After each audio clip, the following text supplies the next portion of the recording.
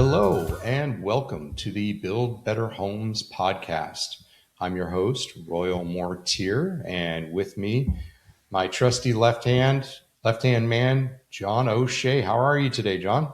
I'm doing good, Royal. Thanks for asking. I'm Yeah. had a wonderful, happy holidays with my two littles, and Yeah. ready to get back cracking for 2026.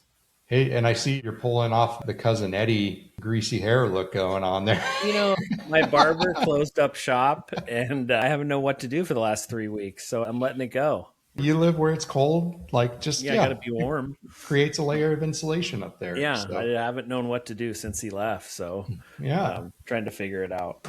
Nice, nice. Yeah, new year, new you. Why not? Let's Yeah, just, you can usually go, we're twinning, but yeah, growing it out.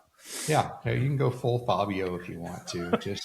Just really, just let it get Yeah, out there. Let it nobody get wants to see crazy. me like that. Just run with like the horse's mane of Yeah, hair. yeah. That just reminds me of that margarine commercial he did. I can't believe it's not butter. Wasn't that Fabio that did the? Oh, geez. I don't know. It could have been. It could have Yeah. been. That sounds about right. That sounds about right. Jeez, that's funny. You and I have a similar joy to the show Perfect Strangers. Was he Oh ever in my God, Balky.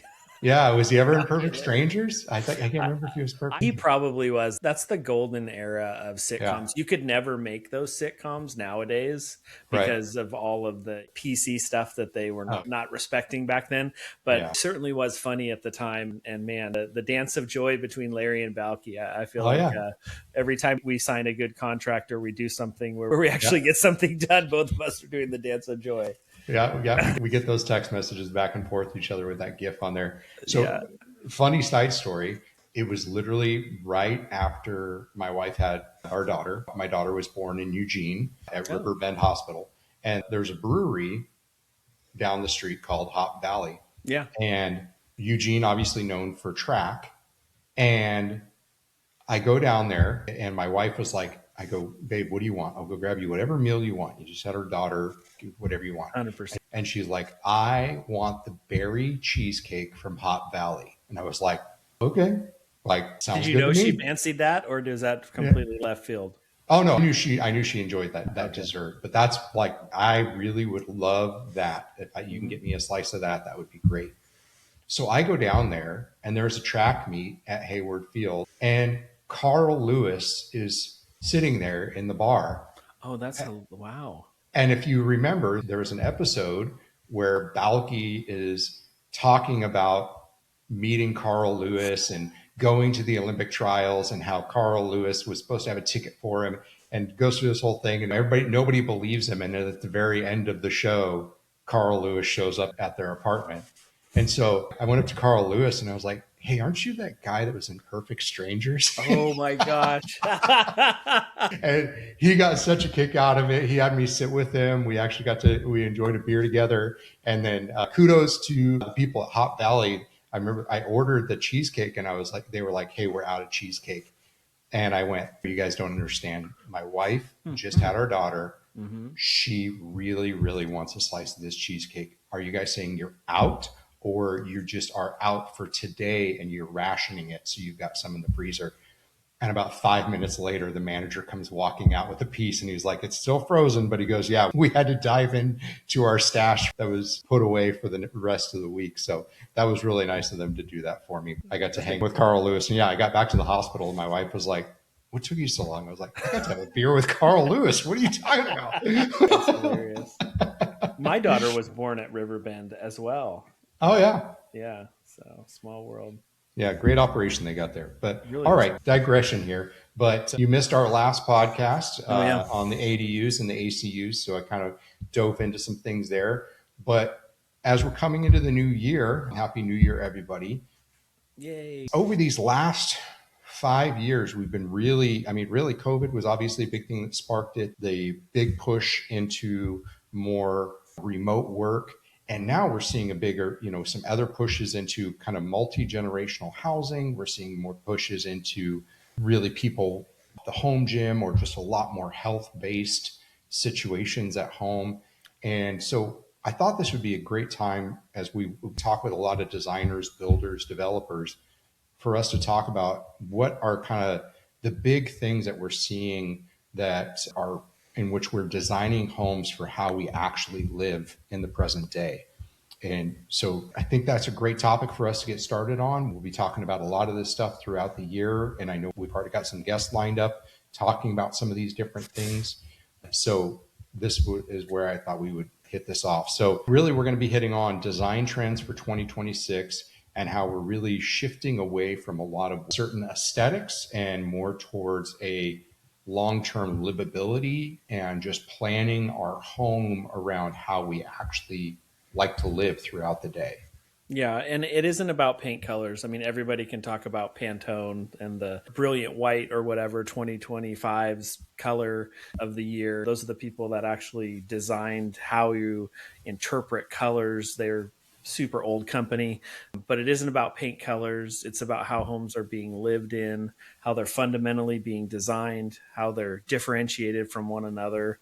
And one of the things that really strikes me is in my career, prior to working with PLIRIS for the last 5 years, I worked with a builder that started out when I got there pretty run of the mill Northwest builder. Houses were all designed the same. They're either, 28 feet wide up to about 45, 46 feet wide. And they're all about 40 or 50 feet in depth. And they all have the 20-foot driveway and the 16-foot garage door. And then that, and pretty standard out of the box. And they needed to get there in order to get started with what they were doing, because they were also a high growth company and had only started a few years before I got there. But what really struck me is after I got there, they were acquired by a bigger company, and that company was international, and they had a massive focus on how people actually living in their homes. They were kind of ahead of the curve.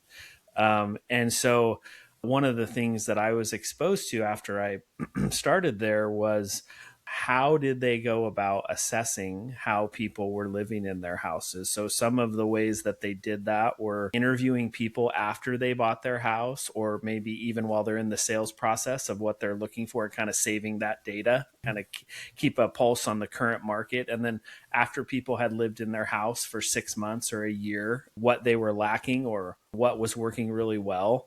And then they also looked at where they were selling the house and what they call their customer profile, right? And that customer profile was really indicative of what type of house they were going to put in that area. So for a long time, builders have been using an economic analyst that before they buy a piece of land, let's say they're going to buy a piece of land and build 500 homes in a certain community, or 200 even, they'll hire an economic analyst to talk about the demographics and the income levels and the where people are working in that area, and kind of do this analysis and then give it to the builder. And then that will help the builder come out with, okay, these are the types of houses that we need to build in this area.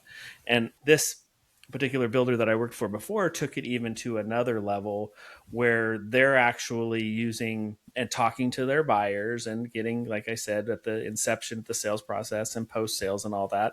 And then they also pulled in a marketing company that really dug even deeper into how people are daily using their houses. Things like storage, for instance, where people need to store things has always been a discussion. But what hasn't always been on my mind is, how far is it from your trash bin to where you put your trash in the garbage can? Is it 30 feet? Is it 20 feet? How is it convenient where your trash cans are located? This is just one very small thing. I'm just saying, do you have things for your pets in your house? The pet bowl, feeder and watering station is a big thing.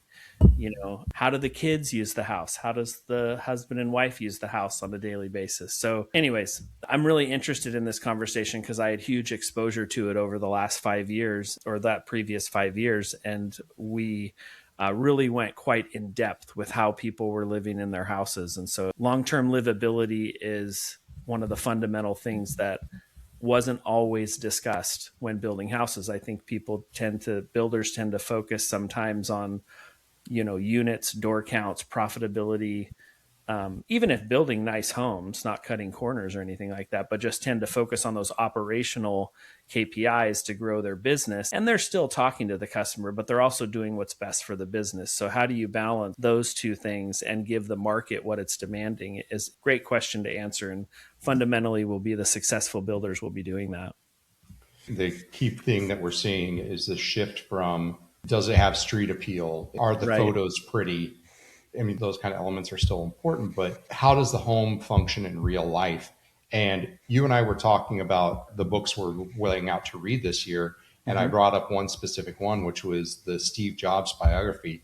And early in the very beginning of that book, he talks about the influence of the home that he grew up in and its functionality, and how this builder, and I looked it up, is Joseph Eichler Home, really brought modern clean design for the livability of the home versus just, oh, this is what looks cool and pretty in pictures. So these kinds of things that we have, that our kids are growing up in and we're choosing to live in, they stay with us forever. I mean, if you think about it, that home builder's influence into Steve Jobs guided a lot of what his vision was for Apple, one of the largest companies in the nation, in the world. So, these are things that really stay with people.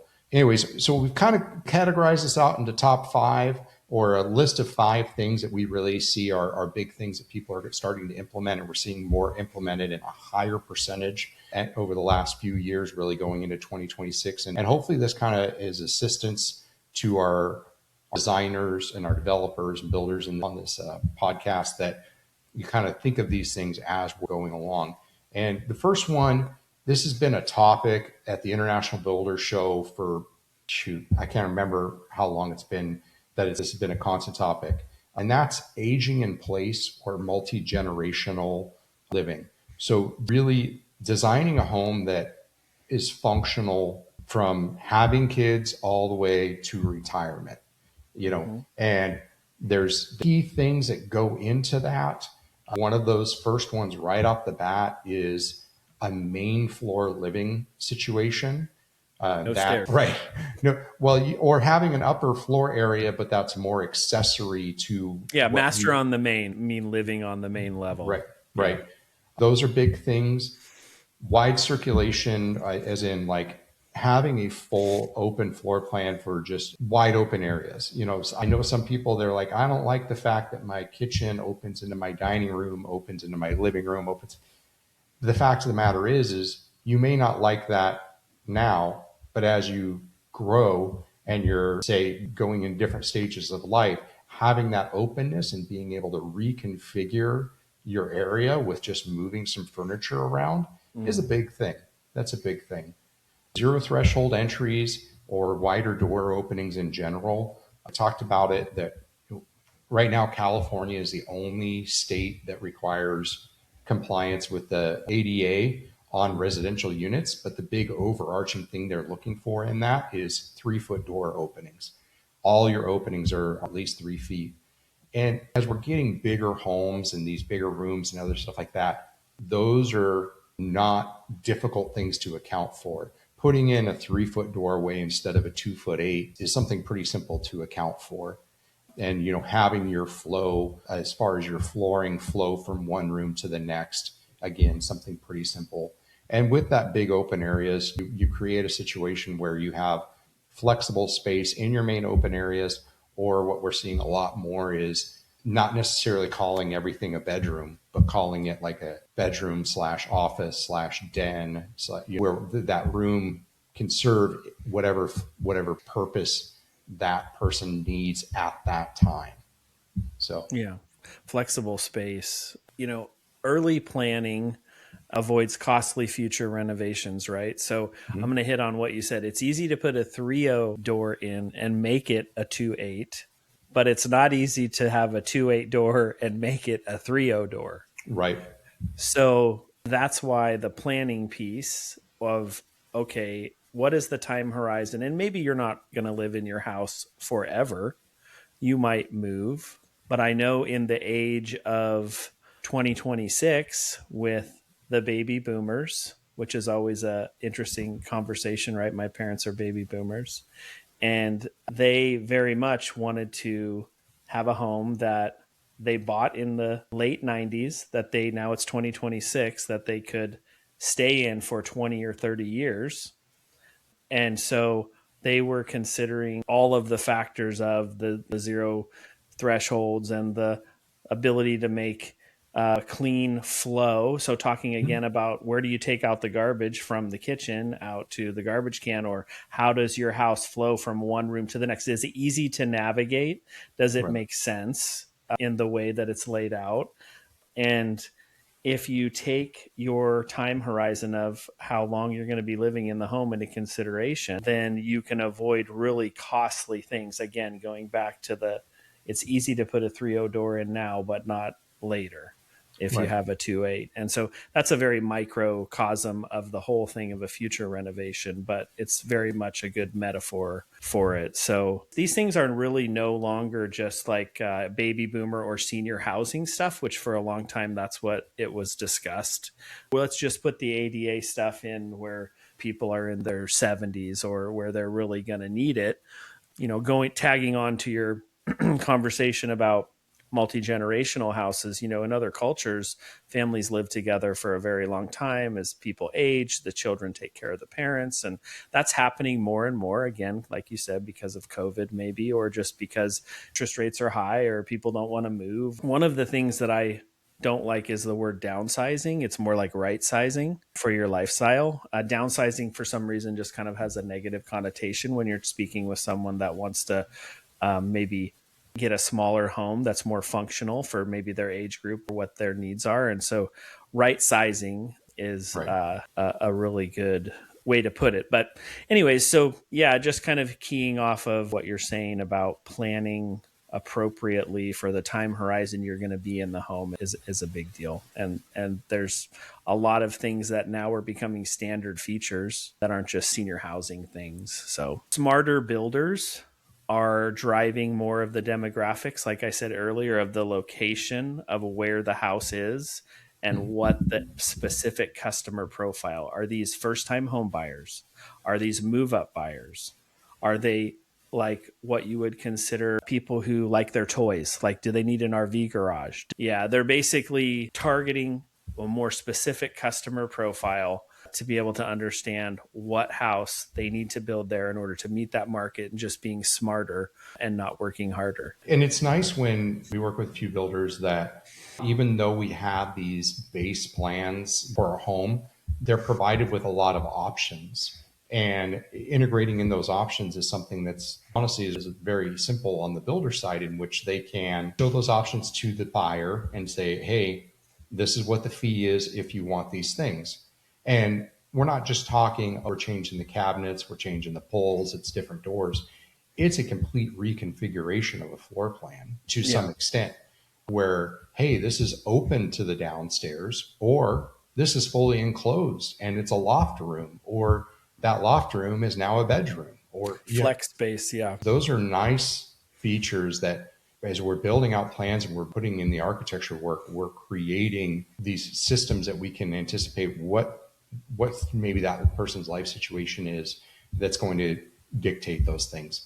So that, for the track home person, or, in a more custom world, using architecture and using architectural planning now to consider life stages throughout. It's really key. It's really Yeah. key. So, all right. So the next item I wanted to discuss, and this is the last podcast, we did a whole one on it, which was accessory dwelling units, or just a secondary living unit on your common property. So accessory dwelling units, kind of exactly what they sound. It's basically a small structure on your lot that can serve its purpose as a place for you to reside in. Say you have somebody, a family member that needs their own separate space, whether that be an elderly person you have moving in with you, you've got a teenager going to college and they want their own space, or you're just trying to find ways to create additional rentable space or additional overall square footage in your home. An ADU is something that we're seeing widespread acceptance, a more widespread acceptance in states and denser cities. It allows for an increased density in areas that maybe those developments were designed as a low density environment, a low density residential. However, urban sprawl, the city has now kind of swallowed up these residential developments. And now you're trying to create a little more density in these areas. And that's where these ADUs become really helpful. They can be added on for lifestyle purposes. They can be added on for financial purposes. But overall, it's something that can be done pretty cost effectively. I do hit on it in our other podcast that your overall price per square foot is going to be higher than what, say, a construction of a single family dwelling, just because there's some overhead fees that just are pretty flat, whether they're being applied to a 400 square foot structure or a 3,000 square foot structure, doesn't really matter. So when you divide that across your overall square footage on a small 400 square foot ADU, your price per square foot goes up quite a bit. But in all, there's a ton of potential for these. There are constraints. You do have requirements for your local zoning and your setback requirements from the existing residents and your property lines. And you also have to have existing utilities and stuff that will service your ADU.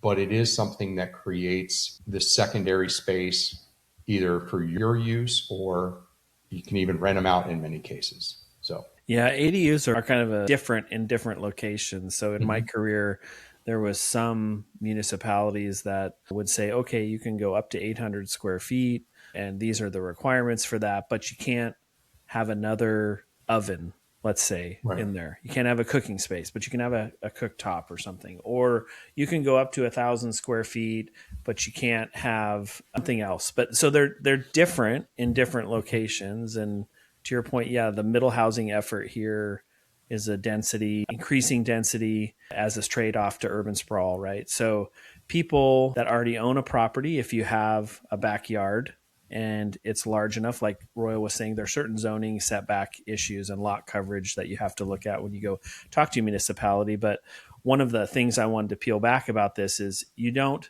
necessarily need to always have like a separate address and full separate utilities. You can tie into what you have.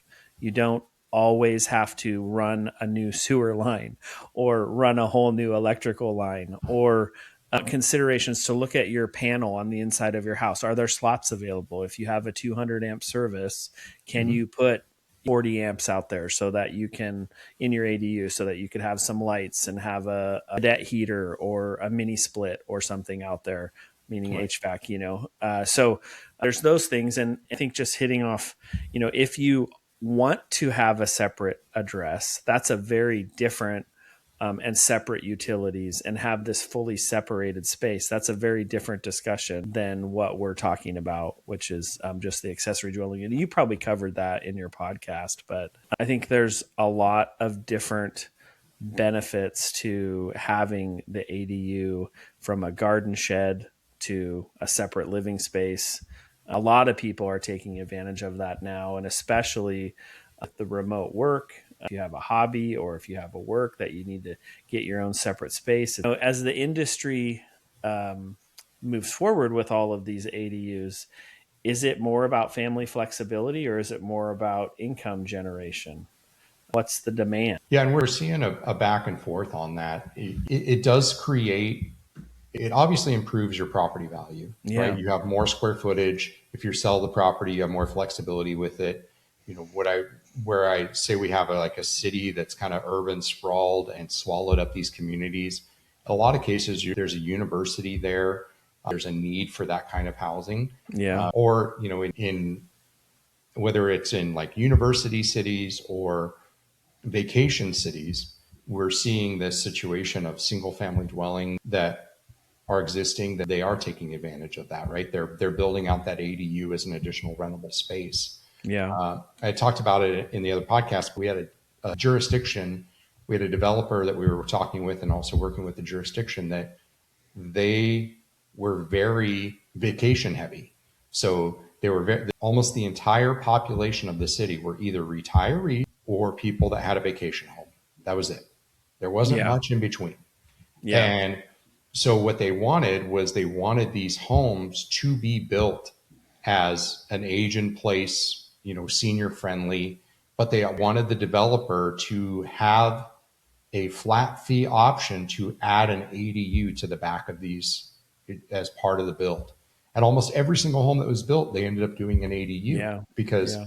the builder was able to just include it in the build. They were able to include it in the loan. And now They're they there had this. doing the stuff, Right. they're there doing it so they can offer it for a lot less per your high square foot comment. If you Right. already have a house and no work's going on there and you try and just put this little ADU out back, it's going to look like it's expensive per square foot Right. compared to a single family house. But if you package it like that, that's kind of brilliant. Exactly. So they were able to provide this flat fee option for just, hey, here's a 350, 400 square foot ADU in the back. And the people buying those properties loved them because the majority of them that were buying them were as vacation rentals or Yeah. their own vacation home. And then they could use both spaces and they could be leasing them out as a short-term rental very easily. So it worked out. It worked out really well, and it turned into a really nice community. And it created, even though it was low density residential, they were able to provide those ADUs, which basically provided like 2 living units on each property. So it was a cool middle ground. It's the easiest way to put it. So Yeah. yeah, It seems like with some of the affordability issues we have with housing right now, it seems like that would be driving some ADUs as well for family members. right. Yeah, things you can't always afford to buy a house, but you could always have a family member come and live there and take care of them in that way. So Right. Yep, it does work. And it gives them their own space. It gives them their freedom, right? yeah, So instead of necessarily having that mother-in-law unit where you're kind of converting your garage into its own apartment, yeah, this is something it's intended to be fully detached. So, and we're not talking. I've seen people, they've created like their own like sheds and stuff like that, where they almost go down to the home improvement store or one of these vendors and buy one of the pre-made sheds and yeah, run power to it and insulate it and put a split unit in it. That's not like a livable unit. This is yeah, something you typically are stick building. So, yeah. Yeah. Well, it's so not a fad. It's no, social and economic pressure. Demand is there, and yeah, it's happening. It's real. yeah. I mean, we work a lot in the state of Oregon, and quite a few years ago, they pulled out all the stops for ADUs, and a lot of those smaller or a lot of the bigger cities in Oregon they really pushed for it. They reduced zoning requirements, they reduced setback requirements. They did anything they could to incentivize the implementation of it. So it was interesting. So tying back in with what we were talking with the age in place of the multi-generational, this kind of goes into it. We've seen it. I think there was even a commercial about it, like, people not wanting ranchers. No, I don't want a rancher. Get away from this ranch style. And the single level type homes. And really, we're seeing a lot of that come back actually.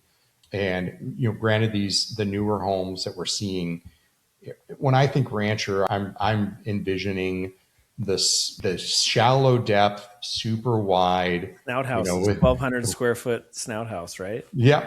They got the 16-foot garage door, and Mm-hmm. almost the layout of almost every house is the same. You walk in, you look to the left, there's a living room. You walk forward, boom, you're in the dining room. You look to your right, there's the hallway that goes all the way down with Yep. all the rooms in it. We are seeing a resurgence of the single story living, but not what I would consider ranch style. We're seeing it in a situation of where you're in a single story, but you've got multi-varying plate heights. You've got wide open grand rooms. You have what we call the master wing and the kids wing. You've got recreational areas. You've got these different things integrated in. It's all on one store. It's all on one floor, but it's no longer that track home rancher that we're so accustomed to when we were growing up. I remember walking into a friend's house in high school, and I walked into their house and I went, "Oh, there's a bedroom there. There's a bathroom over there. There's this over there. The door for that's over there." And they're like, "How'd you know?" And I was like, "Aunt lives in the exact same floor plan across town." Yeah. Yeah. That development that's there is 200 houses, and The every fourth 70s and house. the 80s, they built Oh yeah, every millions fourth of house looks houses. exactly the same. Yeah. So yeah, but no, we're seeing a lot larger footprints, a lot more complexity with the roofs, the variable plate heights. Structurally, we're getting a lot of those older homes were stick framed roofs. So everything was simple. It was a compression style roof system. So everything was restricted with dimensional lumber. Now we're getting trusses. We can get roof trusses. I think the largest roof truss that I've worked up with recently was 72-foot span. 70. I was going to say 55 or 58, maybe. Those Trusses are are up almost to becoming 70. commonplace. Wow. Those were, those 50 footers, 40, 45, Yeah. 50 footers for a pitched roof are becoming commonplace. We had one, it was like a 72 foot, it was like an 812 pitch. It was huge. It was enormous.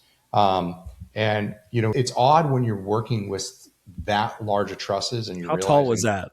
oh yeah, right. Yeah. Three stacker? Was it like three trusses you stacked on top of each other? Oh, yeah, it had a top cap piece. Yeah, it had a top cap, but I mean, 72, 36, so Yeah, eight. pretty tall. So it was 24 feet tall. Yeah, 24 feet tall as an 812. Yeah. Yeah, as an 812, it was 24 feet tall. I mean, you think about it, it's just dead space up there, right? Yeah. They're not putting There's a whole living story space. up there. There's a whole like Right. two Yeah. stories up there. Yeah. Yeah. Let the kids play football in the attic. Yeah. But we are seeing that. One builder we work with, and they've got a really popular single story plan that the center area, it's all 12-foot top plate, wide open living. And then they have the master wing. It can have, with the options, it can have 2 office spaces plus the master suite. The laundry room's over there. They've got a nice large master bedroom and bathroom, walkout patio out the back. And then on the other side of the house, it's got 3 bedrooms with a flex space and again, kind of the kids area and their own walkout space. It's a fantastic plan. It's still a single story plan. Yeah, I think the caveat, just pushing into some of the trade-offs that you talked about, the caveat to that is most production builders don't have the land and the margins for that. And so while they will offer a few of those plans sprinkled into their lineup here and there, especially if they're building spec, but larger footprints means you need more land. And the lots need to be bigger and they need to pencil. And let's say like where I live in the Northwest, the lots are getting smaller as everything's going uphill. Right. Because the flat land is going away. Yeah, that is a problem. That's a whole nother discussion, I'm sure. But like in places like Texas or Vegas or even Idaho, where there's still a lot, Utah, there's still a lot of flat land available. Those larger Utah has flat land. I was in Salt Lake and everywhere I looked, it looked like I could just turn around and look at the Wasatch Mountains. It looked like, and the water was the challenge there. So like people own water, like people can own the water, like running through your property. So there's weird like water things going on there. It seemed like in Utah a lot. But when I worked with a builder 2 builders ago, we went and opened Idaho Falls and another town in Idaho that I think uses the word Idaho. Twin Falls. Twin Falls and Idaho Falls. And in that time, we went to Salt Lake to look at possibly opening up there on that trip. And it was the cleanest, most nice, I'm digressing here, but cleanest, beautiful city. Really awesome place, actually. But it looked like everywhere I went, I could just turn around and look at the mountain range. And so I don't know, maybe it was just where I was at, but it seemed like in Salt Lake and the surrounding areas and the salt flats there was land, flat land. But that's urban sprawl, a little different than what we're talking about with the density thing in the ADUs. But okay, enough digression. But the larger footprints, the roof complexity, the larger spans, is it still necessary for a luxury product to be 2 stories? Can it be single story now? I think that's kind of what you're saying. Yeah, I really think it can. My home that I live in, I mean, granted, we are up on stilts because we're near the Gulf, so we have to be as a requirement of flood, but I'm single story, right? Oh, it is single story? Yeah, I'm single story on top of an elevated platform. Right. But I have differential plate heights. My office is 9 foot. You go into my kids' room, it's 10 or 11 foot. You go into our master, it's 14 foot. Right. And we've got the roof is predominantly trusses, and so it is something that we have flexibility to do it. And aesthetically, because we've integrated those differences, the differential plate heights and the complexities in the roof that really flow with everything else, it makes it really nice. And And your house even looks like a 2-story though. That's why I was like puzzled, yeah, because like looking at the pictures, you'd be like, oh yeah, that's a 2-story because it you're is up. up on stilts. Yeah, it is Yeah. up on stilts. But the Yeah. actual, it's all garage space below, and then it's Yeah. living That's space nice too. above. Yeah. So, but I mean, there is the ability, if you took this exact plan, you dropped it on the ground and you put a garage on the end of it, still, it's still the Yeah. same house. There is the ability to do that. The house that we moved from, that was a production builder. Now, granted, again, flat land, Florida, right? Yeah. Right. The highest point in Florida isn't even 500 feet above sea level. We have a lot of flat land, but we had those lots. I mean, our home had an upper floor, but that was integrated into the trusses. And honestly, Oh, it was a bonus room in that it was house. a bonus room, and we Yeah. barely used it. Right, we barely used it. It was there, but it was not a regular space. You could have Yeah. removed it. Yeah, we would have lost the square footage from it, but you could have removed that from it entirely, and it wouldn't have affected the main area of what we lived in that house. So, Right. yeah. But, Well, yeah. So basically, the way that we move through a home is now the primary design driver. So, talking about not having to use the stairs, talking about flow, talking about knowing where things are so that as you navigate and as you age in place, you can do it with ease and it's planned. And right. there isn't a big renovation to take place as you age in your home. And people are staying in homes longer because of economic factors that are happening, and people aren't necessarily wanting to move as quickly as they were in the mid 2000s. So, Right. Well, and you've got, economics being one of them. A lot of people got locked in at super low interest yeah, the rates. three And then, percenters, dude, they're not right. leaving. I left. I left. Oh, Yeah, but you found your forever home, though. That's why. that one was a hard one. I'm like, Oh, man, I bet. I'm paying what interest rate? But that is an economic factor. The other part of it is, again, with the remote work environments, Yeah. people are able to jump jobs or even get promoted within their current position without having to move. Yeah. Right. When I worked large construction, they sat me down when I worked large construction, and I worked for one of the largest builders in the US and Canada. And it was pretty clear. They were like, expect to be moving about every 18 Yeah. months to 2 years. Yeah. They're like, that's just what it is. That's the a case. nomadic profession. Right. Cats off to those guys and gals that do that. Yeah. I mean, the guys that I was working with, we were working in Seattle. We won the bid for the project. This was before I had started with the company. They won the bid for the project. The entire project management and estimating team was in Miami. Oh, They wow. packed them up and moved them to Seattle in the middle of winter. How would you do with that, Mr. I'm in shorts and a t-shirt in the middle of winter? First off, Miami is beautiful, but holy heck. The last time I had to be in Miami, it was so hot. I'm not even lying. I was up on a roof doing an investigation, and it wasn't even like a super hot day. And in 15 minutes, I was drenched in sweat, and I actually got a bloody nose. I was like, this is I think ridiculous. you told me that. Yeah. Yeah. Oh, yeah. gosh. Yeah. I wore light clothing. I was even wearing a white button-up shirt and ruined it. I just had to throw it out. It just had, like, I couldn't stop my nose from bleeding for like an hour. So granted, I was up on a roof, like not as well protected, but yeah, man, it's a totally different world there. But think about that. One of the guys, I want to say he was Romanian, one of our PMs, he was Romanian, and he was not PC about anything. But, he talked about, like, he would literally sometimes leave work early on a Friday or on a Thursday and fly all the way back to Miami for the weekend just to be back in the Miami weather for just the weekend. And then he would turn around and fly a red eye Sunday night back to work and be back in Seattle Monday morning. But he was like, man, he's like, I just can't. I need the sun. Talk about a culture shock. But yeah, I mean, that's just it.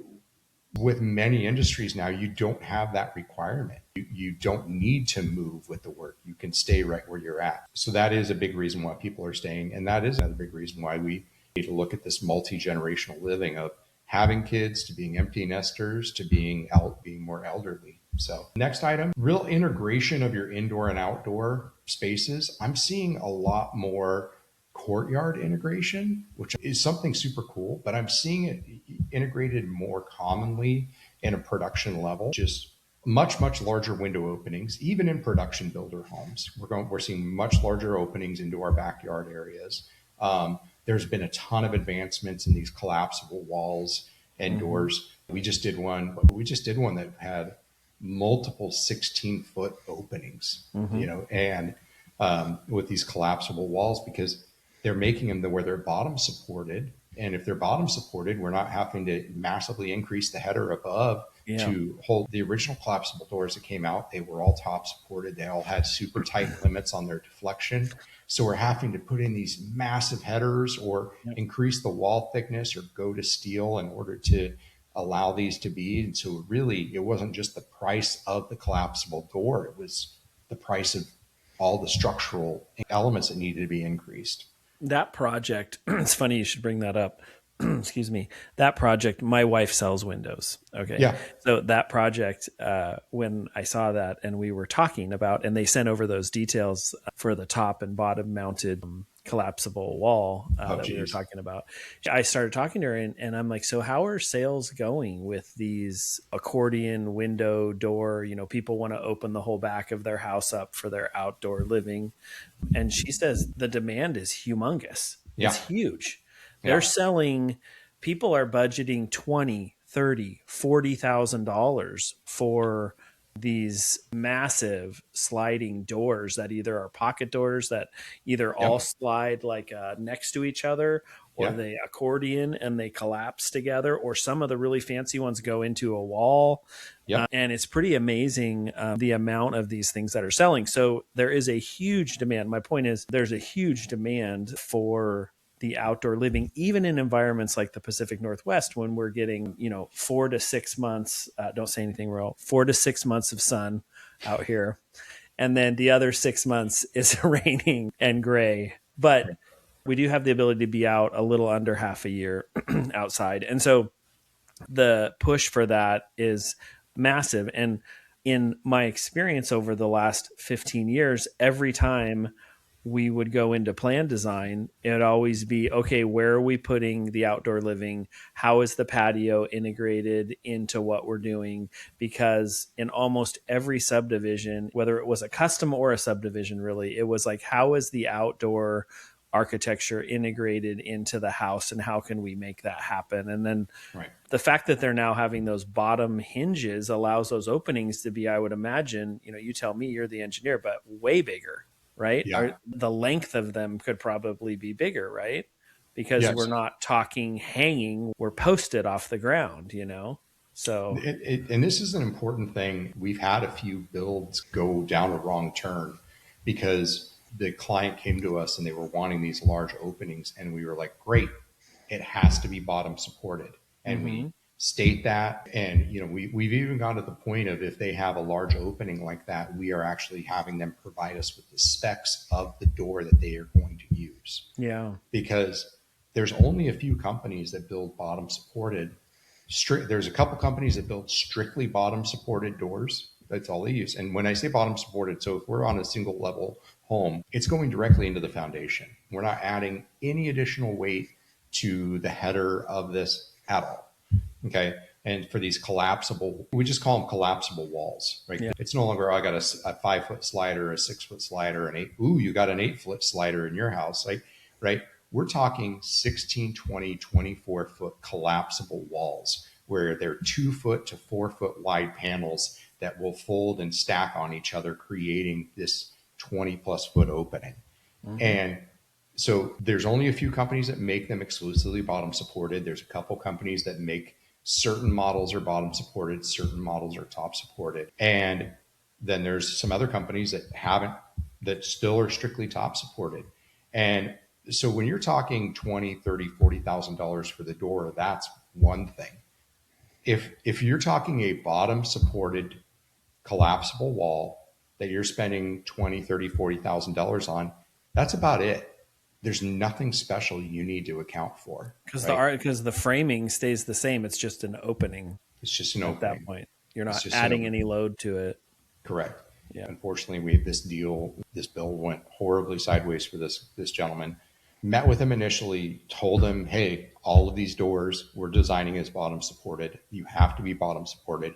you have to provide us the specs for these doors, because he had 4 throughout this house. He had 4, and 3 of them, or 2 of them, were stacking. So one went into the top, one into the other, and of different sizes. And so I was like, this is, and made it very clear, and even put on the plans, bottom supported doors, collapsible walls only. And we show up to the job site because the framers had some questions, and he has these doors installed, and Oh, he missed it? we're like, what brand are these? And he's like, oh yeah, I changed the brand. They came and installed them yesterday. And I was like, Oh, yeah, I think he told I me. looked at the specs and I was like, these are top supported. And he's like, and mind you, the 24-foot opening we already had because of how this home was structured. The 24-foot opening on the mid floor, we already had, like, it was like a 6 3/4 by like 30-inch deep glulam beam. It was massive. It was massive. And there was no room to make it taller. We literally took up the entire space from the top of one door to the bottom of the other door. That's how deep we had to make this beam. And we looked at it. Like the rim board and everything are all the way up into the next level or something. Oh, yeah. Oh, it was massive. And so we're just like, hey, I don't know what to tell you, but you got to replace your doors. And he was like, what? I had to use their installer. They drove over from Seattle. Oh, yeah. It was like a 5-hour drive. They don't take them back. I talked to my wife about that. They don't. They do not take, because those are all like built to order. They do not take them back. So I was like, I don't know what to tell you. We spent a couple of days trying to figure out how to retrofit the loading, because it messed with the vertical, it messed with the shear walls, it messed with everything. So not a good story. And I really feel bad for the guy. I think actually he ended up losing the build entirely. But yeah, it was really bad. It was really bad. It just was poorly managed, and he was hiring really bad people to do the work, and that he wasn't managing well. And so it just went really sideways for him. But that's a whole other forensics discussion. But if you do a bottom supported, that's it. If you do top supported, we have very tight tolerances on our allowable deflections, way tighter tolerances than what's allowed under typical conditions. And so that upper beam to support the weight of the door, and then be 16, 20, 24 feet long, and not have tighter tolerances on deflections, that adds a lot of cost. Going from, a 16-foot opening, I mean, give a pretty standard beam over a 16-foot garage door is going to be somewhere around a 5.5 by, say, with some loading to it, say a 5.5 by 15 glulam. Okay, somewhere around there. If you take that exact same opening and you put a top supported collapsible wall door on there with its required tolerances, we're talking double the depth, or going, if we can't make it double the depth, then we're talking going to steel. Yeah. That's a significant increase in cost. So definitely something to consider, doing those large openings, providing that, not to mention with the advancements we've had in just overall engineering to be able to use narrower shear wall systems. If you can put in these larger openings, integrate that indoor to outdoor space, that's something people are really striving for. Yeah, it gives you less lateral wall to brace the panel. So talking about performance of the door, not only just from a structural perspective, but like thermal performance, are these, and I have to ask my wife this question, what the U value is. They're getting really great values out of them. Are they really? So like a standard R21, like let's say 2x6 wall with blown in bats, the U value is X. I can't quote it off the top of my head, but versus having one of these collapsible walls, I wonder how close we're getting. Yeah, I mean, you definitely lose some of it. And then obviously you just have the thermal because you're letting in so much sunlight. But the fact of the matter is you have a pretty significant R value, or a really low U value, which is what you want out of these doors. And they're building them so stout that even, the aluminum frames, they're insulating around the aluminum frames. You're talking about, a triple ply or quadruple ply, impact resistant glass. There's a lot of things that they're putting into these. Yeah. How about maintenance for people? Like if that pesky sliding door in your closet that always comes off the hinges, and you're always messing with that. I'm going to have to ask her also about how much maintenance they have to do. They have a couple guys that they're a company of about 300 people, 5 locations throughout the kind of Western United States. And I think they're in Hawaii now. But anyways, their maintenance people have to go out sometimes and take care of things. And then the manufacturers a lot of times will have a maintenance crew too. I wonder for particular things homeowners might face with those things if they're ever, because like if it comes off the track, then you can't lock your house, let's say, or if something happens, they got to be pretty robust to not have things go wrong, I would imagine.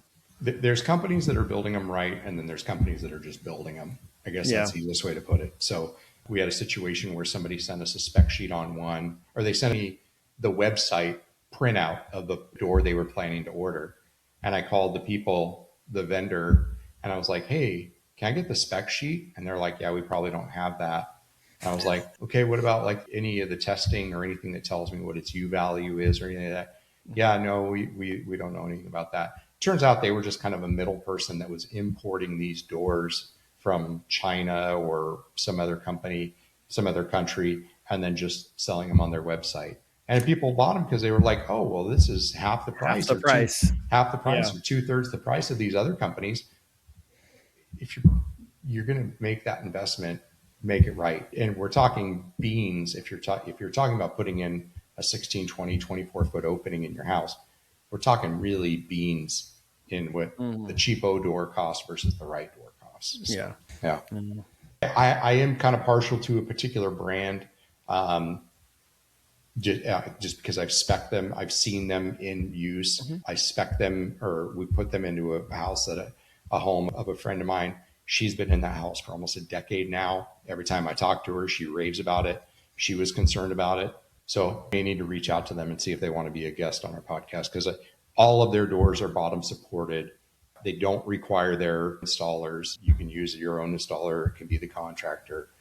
They're very user friendly, and they're just a really well performing door. So to be continued on that one. Royal's second career after he finishes with I'll be a salesperson. Yeah, selling big door windows. Yeah, that's funny.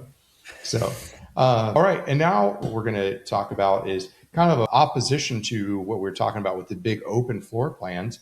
But actually now what we're talking about is the other thing we're really seeing is purpose-built rooms or purpose-built areas. And you kind of touched on this in the beginning, like, oh, I need my dog dishes here. I need these things here. And I relate it to what we've seen happen in vehicles, right? It used to be you would go and you would buy a vehicle, and then you would take it to get maybe some nicer, fancier aftermarket suspension, and then an aftermarket stereo, and then aftermarket tint, and all these things. And we all refer to it as aftermarket. Well, now you can literally go to the dealership and go, okay, I want it with this suspension and with the upgraded stereo and with the window tint and with the lift. And they just do it all for you right there. Yeah. Now you're speaking my language. Let's talk cars. No, let's talk motorcycles and cars. I think that's a beautiful metaphor and really well said, because custom home, let's say your Formula One team, all of those things trickle down eventually into, let's say, your higher end sports cars, and then those get used, and then some of that technology gets drizzled down into the sedans, and then the sedan stuff drizzles down into the budget cars, right? And so it's the same thing. It's these high end customs that were doing it 20 years ago. Now we're purposefully building things and thinking about, from a production standpoint or just from a more affordable standpoint, let's be more thoughtful and build smarter and not have to renovate later. Right. And so, I mean, off the top of my head, if you have a big open floor plan, what if somebody desires privacy? Right. What if they need segmentation for some reason? What if they have a podcast they have to shoot and their kids are running around and they need a studio space, right? Or whatever. Yeah, it is nice because we can pick and choose. And, what we were explaining earlier, you can have it open, you come up the stairs and boom, it's open to the ground floor. Or option B is we fill it in and now you have a loft space. Or option C, we fill it in and we put in walls and now you got a bedroom or an office, right? Those are things that can be, especially in a production type situation, integrating in those options completely changes the game. And then those can go into either even more minutia, where we're seeing the cabinets have the dog dishes and stuff integrated into the cabinets. There was one Or I a saw coffee nook.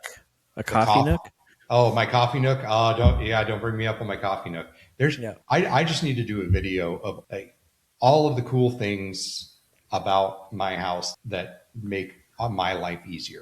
Nice. One of them being my coffee nook, which if you guys haven't seen the video on social media, basically I have an area that it would otherwise be a dead corner, but whoever designed it in the cabinets put in a large door that's on drawer slides with a shelf, and there's a plug-in. So I pull it out, and my coffee maker, and now because I've unpacked more, I have my coffee maker and my coffee grinder right there on that shelf. And then there's two plugins right there, and there's an under cabinet light that's right there. So in the morning, I can pull it out, make my coffee in this little nook. It honestly dampens some of the sound to the bedrooms around. And when I'm done, unplug it all, shut it back up, and those appliances are put away. Slickest thing. I love it. That hits the nail right on the head of everything we were just talking about. That was a custom home feature. Yeah. That may or may not have trickled down into more production homes or whatever, but it kills two birds with one stone. It meets your need for coffee in the morning that we all have, for convenience, right. Of said mess or the noise, the acoustics. Every morning I fight. The kids are asleep. Maybe my wife's not up yet, and I'm trying to go down there, and I don't use drip coffee, which used to have like a timer, and and I would just grind it the night before. But now it's like espresso, whatever. She likes cappuccinos and yada, yada. Yes. So every morning I make her coffee, right, and bring it to her like a good husband. But the point is that I'm always like sneaking around to dump out the espresso maker. I can't use the beater or whatever. The tamper. Yeah. So my light bulb went off when you said, oh, it even kind of dampens the acoustics. It's like, that's thinking about how we live in our homes and how we use something that we use every day that is like critical to our everyday morning routine. And if it can dampen the sound, if it can be more convenient, if it's thoughtful and keeps mess out of because I don't like mess. If it does all of those things, what a great thing to do that could even be put in as an option. Right. Similar to the loft thing also that you were talking about, which is now pretty common space with most builders we work with and that I have worked with. They've really gotten into that semi-optionality. Even if they're spec builders, they'll choose that, oh, I want a loft, or, oh, I want it enclosed, or, oh, I want it open to below. Open to below is a big thing right now in 26. So, well, and one of the biggest things that we noticed, we were in a production home before. Here in the Southeast, they build around 3,000 to 4,000 homes a year. That's pretty large, right? And one of the things that we noticed going from that house to the house that we're in now that's very custom, we have a bunch of furniture we don't need. Because with the production homes, at least in this situation, that production builder, they just provide a lot of wall space, right? And so here we are. Oh, well, we need a cabinet for our coffee area. Oh, we need a bar cabinet next to our dining room table for our board games and some storage. And then, oh, we need these display cabinets for this, right? Now we're seeing, even in a production level, we're seeing a lot of this stuff just built in straight away. You know, in the last 20 years, probably the biggest thing that has changed building overall is the invention of the LED and plasma TV, right? Oh, yeah. Because no more do we have to have, we got to have this area. Giant oak TV entertainment center. Right? Yeah. How many of us at our age have a permanent dent in our foot from dropping a 27-inch tube TV on our foot, or helping our uncle move his big screen TV and it slipped out of our hands, right? Yeah. So, shoot, I ordered a 65-inch to go in our bedroom, and because they're not very expensive anymore. They're not very expensive, and they're not. I grabbed the thing under my arm and carried it in like it was a piece of, like I used to carry sheet goods, like a piece of sheetrock. I just.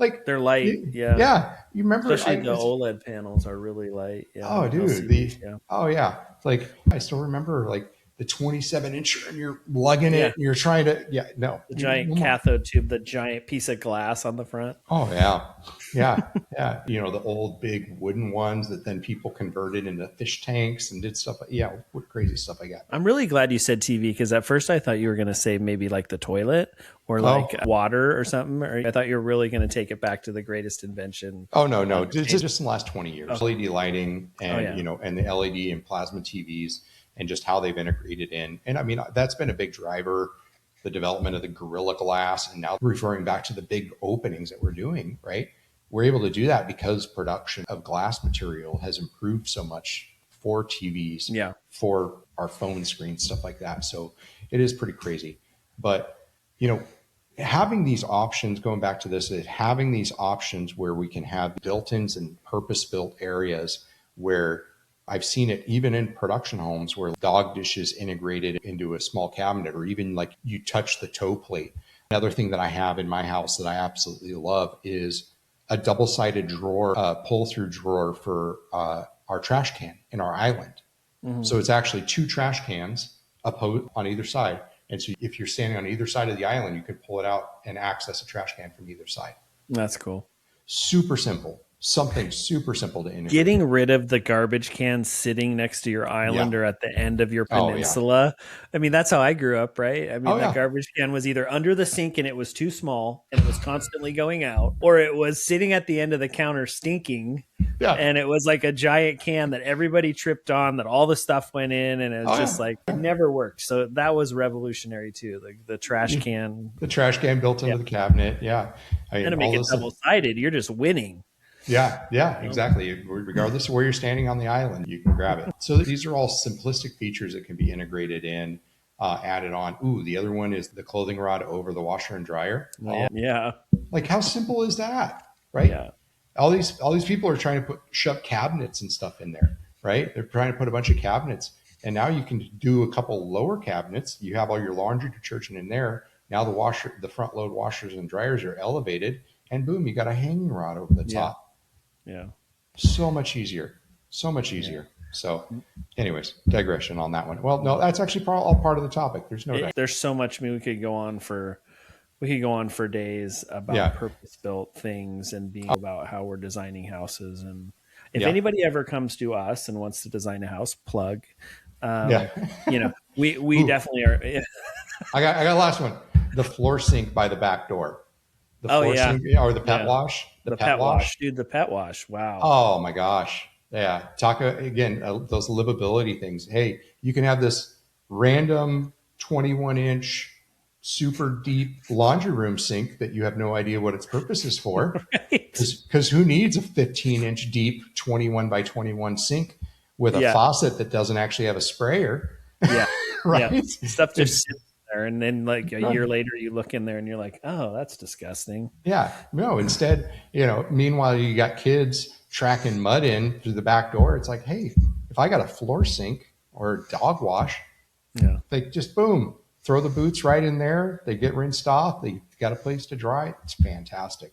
I And would not be surprised if the pet wash and like the island, the pet dog bowl yeah, thing are not some of the hottest items. I mean, I know that the last couple of builders I worked for, those were things they were all working to integrate, and now are all available in all of their houses, and oh even yeah, in their spec homes and their model homes, they're putting those in. And those dog washes in the garage or right inside in the laundry room, those are also toddler washes, or anything in the mud room that you need to like not have things tracked into your house, to your point, is absolutely fantastic. And one of the best things I ever did was get hot water hose bibs. hmm That was one of the most fantastic inventions that ever. I can wash my car, I can wash my kid, I can wash my dog, I can wash myself. yeah, Nobody wants to see that, but yeah, I can, you know what I mean? Outside, I can yeah, get hot water, which is huge. And if you've ever washed a car, your car gets water spots, and a car, if you wash it in cold water versus washing it in hot, just look at the difference side by mm, side. That makes a huge difference. So, yeah, and your yeah. hands aren't freezing. Right. Oh yeah, yeah. I still remember the first house that I worked on that the plumber showed up and he had it and he was like, it was a full on outdoor mixing valve. So it had a hot and a cold on it. And Yeah. I was like, what's that for? And he's like, Yeah. You oh, can't do that in an exterior wall. You can't put yeah, that in there. yeah. He goes, my vendor offered this to me like as just a demo. He goes, would you want to install it in this house? And I was like, what are we talking? And he was like, oh, well, we already got hot water line like 15 feet away. Yeah. He goes, the fixture was free. He's like, yeah, I'll just do it. And I was like, That's awesome. all right, you're just going to do it. But I mean, they're not cheap now. I mean, they're a few $100. It is a big difference. Again, I live in Florida. There's no such thing as cold water out of the tap. Like, I bought myself a cold plunge and somebody was like, just take a cold shower. I'm like, how do I take a cold shower? I got to put a bucket of colander with full ice in it. Yeah. So, but cool. All right.